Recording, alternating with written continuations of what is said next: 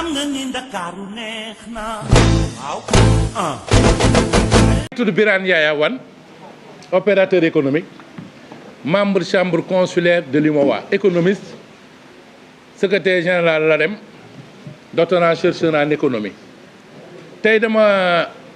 leen woo yéen quatrième pouvoir pour waxtaan ak ci yéen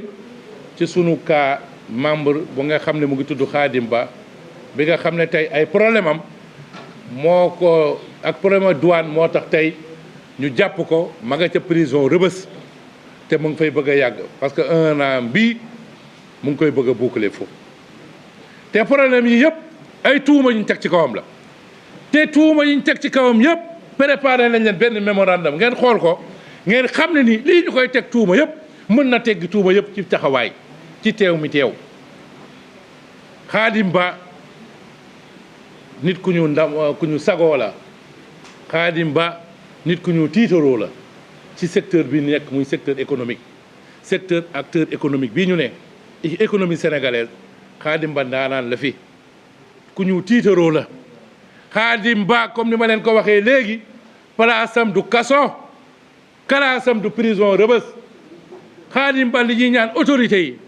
def na wala deful puisque ay contestation bañ na luñ koy teg ci tuuma nañu teggi tuuma yooyu continuer seeni enquête tëj nit kaso surtout nit boo xam dafa amal njëriñ économie sénégalaise loolu dafa amul sens loolu ci benn réew rek lañ koy gis ci àdduna fi mu nekk nii muy Russie kese amul beneen dëkk buñ koy gis jël na wala jëlul def na wala deful dañoo am administration douane boo xam ne tey ñoom seen code bi dafa doon code bu métti bu ñu amee yow coow dañu dem tribunal dénk le juge d'instruction pare nañ te ña nga toog continuer seen liggéey juge bi lu mu teg comme acte mënu teg benn acte te dama waxtaan ak waa douane loolu doon benn problème boo xamante ni acteur économique ñu ngi ciy souffrir li daal Khadim Ba nag ñun dañoo jóg pour taxaw ci tey nag lañ ko commencé fal nañ comité bu juróomi nit boo xamante ni El Hadj Omar Aw bii ak Doudou Condé bii ak Omar Djibi Mbaye bi ak Ababacar Lay Jéeme nañu entrer en contact avec les autorités te autorité bi ci njëkk a sollicité mu liñal ci dossier Khadim Ba bi mooy son excellence monsieur le président de la république gardien de la constitution père de la nation sénégalaise monsieur Bassirou Diomaye Diakhar Faye teg ci premier ministre monsieur Ousmane Sonko teg ci ministre de la justice monsieur Ousmane Diagne teg ci ministre des finances monsieur Cheikh Diba pour wax leen ñoom ñeent ñooy ku ci jël dossier bi tey ne bëgg naa xawal ci affaire Khadim Ba kenn du ñoom sañ yaakaar ci ñoom dañu leen a ger wala kenn du sañ yaakaar ci ñoom am na lu ñu am ci mbir mi ñoom kese ñeent ñoo mën a tey jël dossier bi ne nañ ko régler te kenn du am ci ñoom yaakaar ne am na ko am ci mbir mi dara tey yàlla dimbale na ma xam ay nit ñu baax Sénégal administration douane xam naa presque ñëpp justice am na ñu ma ci xam ñu bëree bëri koo taxawal ne ko dossier xaar ni ma mu ne xaar ma dinaa la waxaat douane nga dem ne dossier xaar ñu ne dinañ waxaat dinañ waxaat boobu ba kañ la Khadim administration de société la bu ñu amal njëriñ sécurité économie sénégalaise Khadim ay doomam namm nañ ko Khadim jabaram namm na ko Khadim ay partenaire am yu muy defal business namm nañ ko tey yaawoo finance moo ciy wax américain ñoo ciy wax banque mondiale nee na comprendrewul FMI nee na comprendrewul parce que genre yii nii jël nit yóbbu ko kaso Russie rek lañ koy gis ci monde Russie rek lañ koy gisuñu ko feneen ci monde bi Amérique sax lu mu garaaw luñ la tuumaal am na juge des libertés tey parquet financier bii judiciaire financier bii ñu sos Sénégal dafa doon parquet boo xam ne dafa am yoo xam ne ni def nañ ko créé nañ ko mais dafa am ay manquements yoo xam ne dañ ko war a régler le juge des libertés waroon na ànd ñu fal parquet financier bi ñuy créé parquet financier le juge des libertés waroon nañ ko falaale parquet financier tey ci 14 régions Sénégal yëpp détournement boo mën a def wala lu ñu la mën a tuumaal ba pay 50 millions yaa xam foo ne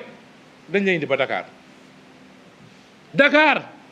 yaa xam sa njombe Kaolack nga ko defee Saraya ca Kédougou Salémata dégg nga Tamba Ngeexoox foo defee njombe boo pay 50 millions parquet financier la ñuy indi fi Dakar loolu ab problème la buñ lay indee Dakar fekk yow amoo ku la fi indil añ amoo ku la fi indil reer mais ñu ngi lay indil problème prison mën nga foto ñu yóbbu la mais yow la ñu prison pour nga jëlee fa feebar wala nga indi fa yeneen problème yoo xam ne daal maara day taale mën na fa jaar jógee indi fa dee topp la ci c'est pas ça la place de Khadim Ba nekkul tey kaso la place de Khadim Ba tey nekkul kaso nit koo xamante tey dafa am njëriñ askanu Sénégal ci acte yu mës a posé yëpp limal naa leen ci sànq ay mbir ah tey boo waxee dispensaire Philippe Maguilène Senghor Khadim Ba da ci dugal loxoom hôpital militaire bu Ouakam bii Khadim da cee dugal loxoom clinique internationale bii nga xam ne ni suñu évacuation sanitaire yëpp dafa war a jeex Khadim Ba mooy actionnaire majoritaire Locafrique bii nga xam ne crédit bail lay def nga soxla tracteur soxla oto loo soxla crédit bail mais Khadim Ba moo ci gaaw ah mais yooyu yëpp tey boo ko amee nit kooku dafa noonu nit koo xam ne dañ koy tiitaroo mais nit koo xam ne tey nga jël ko tëj ko ci ñeenti miir bu xëyee toog emploi yi mu créé yëpp des milliers ñëpp nag di waaj a naxasaay mu nekk ci ay difficulté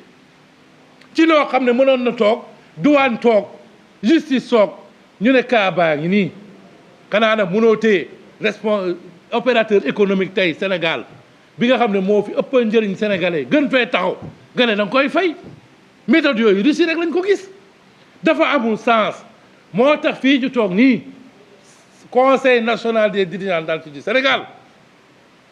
groupe secteur privé et développement ci sama rôle laa ne secteur privé opérationnel sama rôle laa ne balaa ñoo am jàmm ñëpp laa ko wax 800 membres du GSPD yëpp comme du CNDS bu kenn amati jot na ñëpp jóg fu ngeen xam problème Khadim Ba war na ko mën a régler dem leen foofu jël rendez-vous dem leen ci fonctionnaire toog ak ñoom fonctionnaires yi nekk fii tey secteur privé ci ñoom lañ bokk ñoom lañ àndal seen contribution secteur privé moo tax tey fonctionnaires yu bëri nekk fii toog waaw secteur privé la loolu mooy rôle secteur privé mais jël ku mel ni Khadim Ba yóbbu ko kaso teg ko foofu yaa ngi enquêté te ñoo nga ne ñoo def ak njombe nga bàyyi SAR muy personne morale parce que mënoo ko poursuivre nga bàyyi Dermon Banque mënoo ko poursuivre nga bàyyi BCEAO nga ne mënoo ko poursuivre nga bàyyi transfert bi ne mënoo ko poursuivre léegi nag nga seet koo xam ne ni moo ci gën a woyof moo ci gën a ñàkk solo nga ne xaaral ma jàpp ko mais loolu jàpp moom mooy ban façon jàpp nañ ko bàyyi mu ñibbi ñi ñu takkal bracelet sax loolu sax duñ ko bugguñu ko résidence sax nañ ko yóbbu këram mu toog waaw buñ ko soxlaa mu ñëw wuyu si bu dee représentation kese Khadim Ba ku ma ëpp représentation Sénégal ëppoo ko dëgg bi mooy nañ ko bàyyi mu ñibbi loolu mooy yoon